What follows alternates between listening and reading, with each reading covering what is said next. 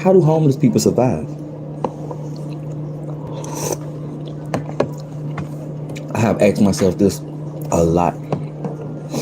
So much when I was young that I went in search of homeless people.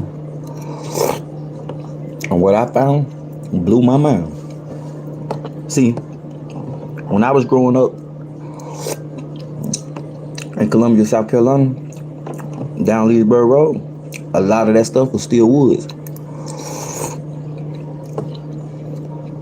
I used to be in trouble a lot growing up, man. So I used to have this big thing about knowing my way through the woods because I used to run from the police a lot. And I used to always hit the woods on their ass. One particular time I ran through the woods and I stumbled upon this homeless man. And it might blow your mind how this man was living, because it blew my mind. And it helped me understand that you don't need much to survive. Here I found this man, and the only reason I found him because I heard a radio in the middle of the woods. I heard music playing, and it tripped me out. It made me stop. I wanted to know why I was hearing music in the woods. So I went looking for the music. I followed the music. What I found was a homeless man had his radio hanging from the tree, playing the local news so he could listen to it. I walked upon this man, and he was scared at first. Because let's be honest,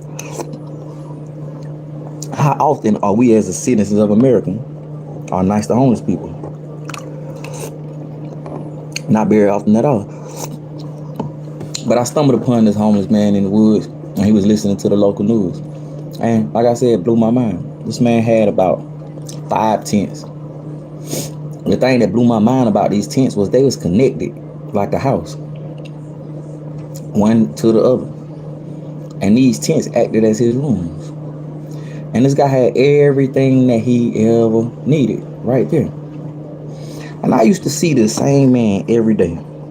And guess where I used to see him at? If you thought panhandling, you are absolutely wrong. The same man that I stumbled upon in the woods on Pat Beach. If you're from Columbia, you're from the Lower Ridge community, you know where Pat Beach at.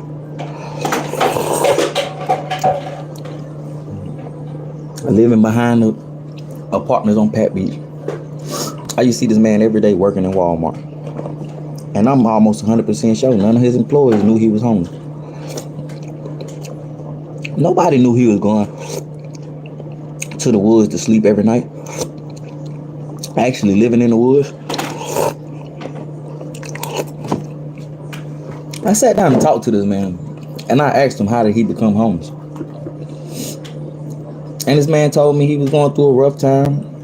He separated from his wife, got addicted to drugs, started drinking real hard, and had his fall. And he say in the midst of having his fall, of being homeless, drunk, he realized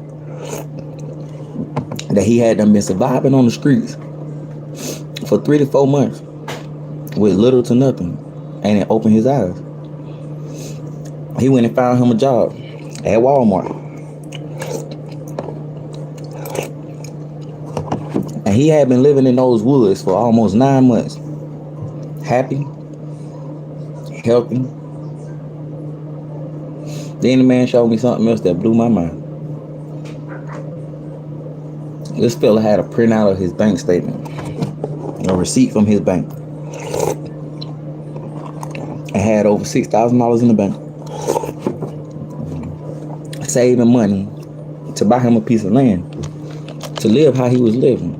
Now mind you, I was about 14, 15. So this had to be like 2004, 2003. That conversation with that homeless man changed my life because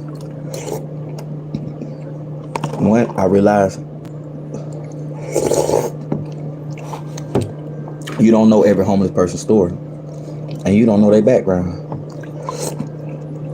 And two, I realized being homeless was a mindset.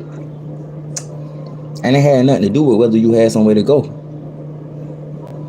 It had everything to do with how spoiled you was and what you thought having a home was. Because this man had made a home out of tents in the woods. I tell y'all that story to say this. Be grateful. Be grateful for what you have. Be grateful for what you don't have. Be grateful for your experiences. Be grateful for everything that you go through in life, because it builds character and show you who you are. As the holidays coming, Thanksgiving coming up, I'm not going to tell you be thankful. I'm going to tell you be grateful.